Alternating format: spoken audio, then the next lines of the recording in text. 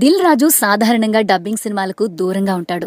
అలాంటిది ఓ డబ్బింగ్ సినిమాని ఏరి కోరి ఎంచుకున్నాడంటే దాంట్లో విషయం ఉండే ఉంటుంది.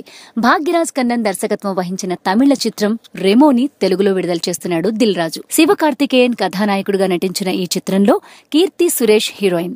శివకార్తికేయన్ కు తెలుగులో అసలు మార్కెట్టే లేదు. అతను నటించిన సినిమాలేవీ తెలుగులో పెద్దగా విడుదల కాలేదు. అయినా సరే కంటెంట్ ని నమ్ముకునే దిల్ రాజు డబ్బింగ్ చేయడానికి ముందుకొచ్చాడు. ఈ సినిమా పాటలు ట్రైలర్ బయటకొచ్చాయి. ట్రైలర్ చూస్తే మరో జంబలకిడి పంబ, భామని సత్యభామని లాంటి సినిమాలు గుర్తొస్తున్నాయి. కథానాయకుడు అనుకోని పరిస్థితుల్లో ఆడవేషం వేయడం, మగాడిగా ఆడదానిగా డ్యూయల్ రోల్ చేయడం మనం ఇదివరకు సినిమాల్లో చూసాం. దాన్నే ఇక్కడ రిపీట్ చేసినట్టు కనిపిస్తోంది. కాకపోతే ఇక్కడ హీరోకి సినిమా పిచ్చి, వేసేది నర్సు వేషం కాబట్టి కొత్తగానే ఉండే అవకాశం ఉంది. దానికి తోడు ట్రైలర్ చూస్తుంటే ఊర కామెడీ సీన్లు మిక్స్ చేసినట్టు కనిపిస్తోంది. పైగా నేను శైలజతో కీర్తి సురేష్ తెలుగు వాళ్ళందరికీ దగ్గరైంది.